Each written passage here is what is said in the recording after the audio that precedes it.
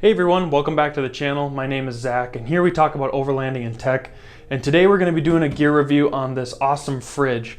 So before we talk about this though, I just want to remind you we are giving away a set of traction boards or an air compressor, and that's listed out on my Instagram, so go check that out. There's a post and I've got a picture laying out all the rules and eligibility. Comment on that and then just follow me on Instagram and subscribe to the channel. And that also reminds me, please like this video because it really helps me out in the YouTube algorithm.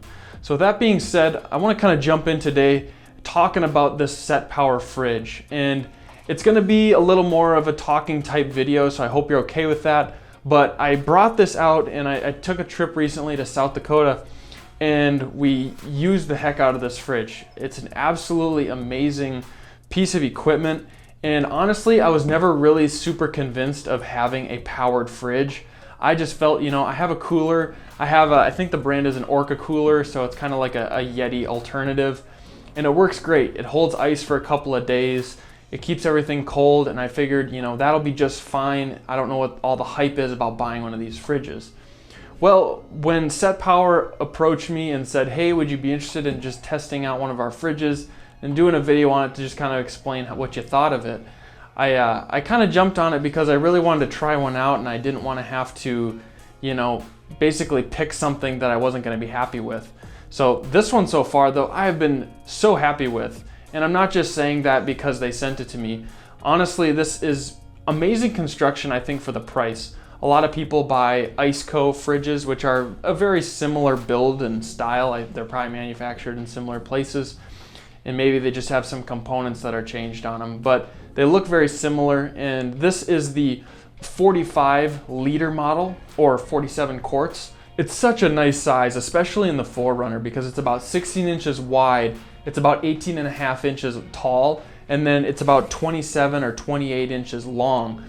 And this fits great behind that 40% seat. So if there's a lot of you out there that like to take your 4Runner on short trips, or maybe you do some solo camping or stealth camping or whatever you do, this will be great because it can fit behind that 40% seat, and then you could still put something on a platform on the other side. So I was really stoked about this size. It's such a great size. The price point's about $369, and in the link down in the description, that will get you 12% off this model. So if you're interested in getting that discount, I've got a link to their website, or I'll link it on Amazon down below if that would be of your choice. Maybe you like Prime shipping or something of that sort. So just to kind of jump into like how this thing draws power, and does it use a lot of power, and is it efficient? I didn't really do too much of an efficiency test. I don't know exactly how to compare this to other fridges because I don't own like 10 other fridges to compare this next to. And I'm sure there's an overlander out there that can really help you out with that if you're wondering how does this stack up next to some of the other fridges.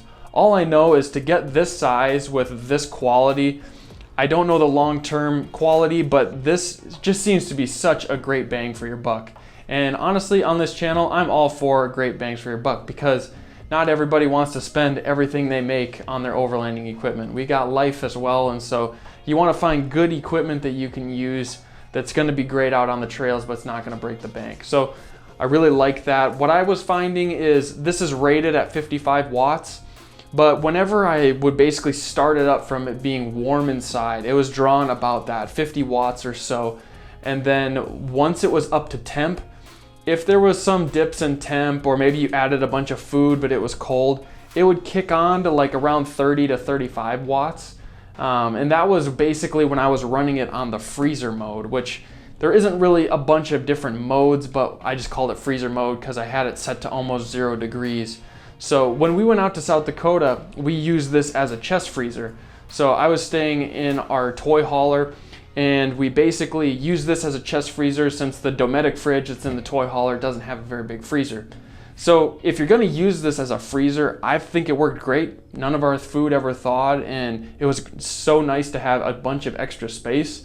And so basically, you could use this as a freezer if you plugged it into some sort of power. I think it draws a lot of power, and that's maybe not gonna be the most efficient way to use your battery power when you're out on the trails if you're trying to be a little more self-sufficient. But if you've got access to shore power, or you're at a campground And maybe you just want this because it'll be a nice way to store food when you're going to campgrounds or state parks. I still think it's going to be a super awesome, helpful option. You don't have to buy ice. You can set it to a freezer mode if you want to only have freezer goods. So there's a lot of flexibility. So just to kind of talk a little bit about the form factor of this. So we've got a handle on this side and we've got a matching one on the back to carry it like a typical fridge or freezer. We've got 2 buckles up here in the front, and this is just held on by 2 hinges here in the back. I've actually got it running right now, but we have an LED light right over here on this side.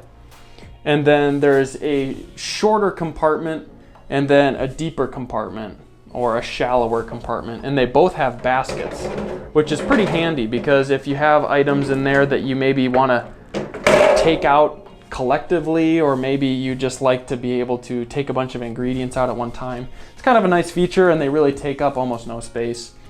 The whole entire thing, I believe, weighs around 46 pounds. So it's by no means a light piece of equipment, but it's definitely manageable. It's not like it's a 70-pound fridge or something of that nature. And so all of the controls are on one side. So they're right down here. So to explain the brains of this refrigerator a bit, basically what we're gonna do is we're gonna have this on and off button. And to turn it on, you have to hold it down a little while. So now you can see there's no lights on, everything's turned off. We hold it down for 3 to 5 seconds. It's going to power on. You can set your battery protection mode. So basically I think it's got like 3 different settings for power draw. So if you change that to high, mid, or low, it's going to basically draw less power to protect from any sort of surging. And then over here we've got the compressor speed. So if you maybe want to protect how much is being drawn, you can do this to slow down your compressor, and it will require less power and honestly probably save some energy. But it's nice that you have this ability to kind of set your preferences.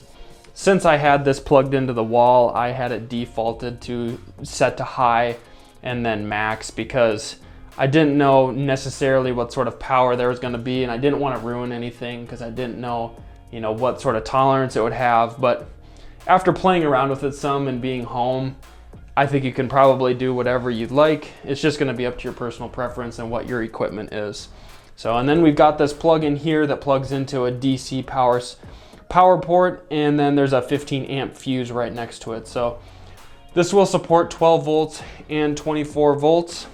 And then they include this adapter, which is basically a wall transformer that goes to a 12 volt plug. So the default option is to just have this 12 volt cable. Honestly, pretty self-explanatory, but figured I would at least show it. And then if you want, you can click this down. It goes all the way down to 0 degrees. And then if you keep on clicking it up, it'll go quite high. I think the top is 50 degrees. So, and I presume it would only go up to 50 if you wanted to use it maybe for like adult beverages. For all of you that enjoy wine out there, I believe you store white wine at 50 degrees. But don't quote me on that. I'm not any sort of connoisseur.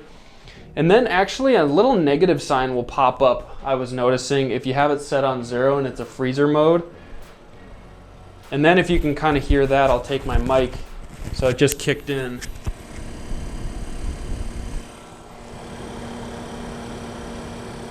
So that's the compressor sound.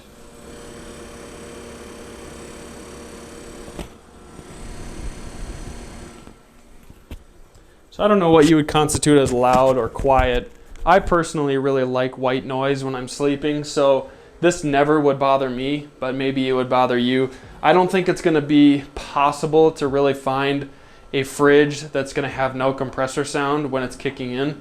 So I guess just decide if that's a really strong preference of yours to not have any sound coming out. You might want to stick with a cooler. So, and then this transformer makes basically no noise. There's no sort of fans on it, so you don't have to worry about this making any noise. All the noise is going to come from the compressor itself. So not that this is going to be the most relevant for all of you, but I did want to show that when I set it in my trunk, we've got like, you know, 6-7 inches of space right here. And if you were to see right up into my trunk, I've pushed it all the way forward, and it's still to the left of the crack between the 40% and the 60% seat. So it does fit pretty good, and you know, this kind of gives you a feeling for how tall it's going to be.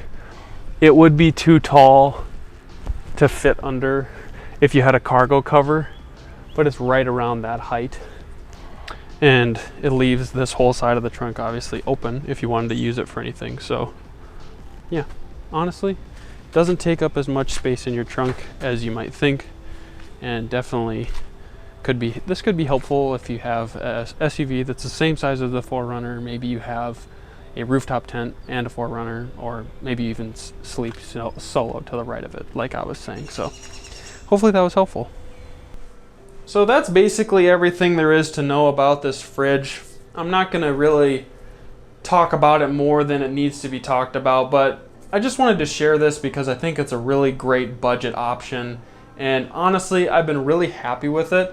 And I don't know if I'll go back to having a cooler, because if I just pack my power supply and I've got this with me, it's super convenient, super helpful. It's got super nice, like a metal exterior, and the lid seems to be pretty high quality. Like, there's parts that are plastic, parts that are metal.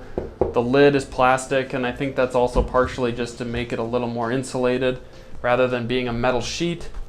And honestly, for the price, it just seems to be great at $369 versus other options that are like $500 and even greater than that, some $700, $800. It just seems like a fantastic option.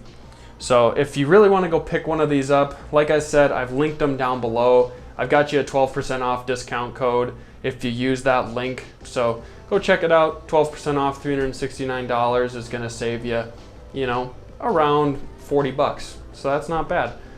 One kind of small feature that I actually really liked was these side handles. They're spring loaded, and so they snap back down when you're not carrying it anymore. And honestly, probably a lot of people say this functionality doesn't really matter, but I think it really keeps a clean aesthetic, and it kind of helps to tuck everything back away when you're done using it. So I just thought that was a nice feature, and it just made it seem kind of high end. And the handles are super sturdy. They're all metal with these big metal brackets. So I just was like, oh, that's a nice little additional feature. So if you made it this far through the video, thank you so much for watching. It really means a lot that you guys come out and watch all my videos. And I've got a couple of different videos coming very soon to the channel. So it's been a little bit quieter this last month, but I'm definitely going to be posting more content here coming up soon. So if you've got any questions for me on this, if you're trying to figure out if it's going to be a good fit for you, maybe I can help you out. Again, this was the SetPower RV45, and thank you so much for watching. Like this video if it brought you any value, and subscribe to the channel for content like this. So thanks for watching. I'll catch you guys in the next one.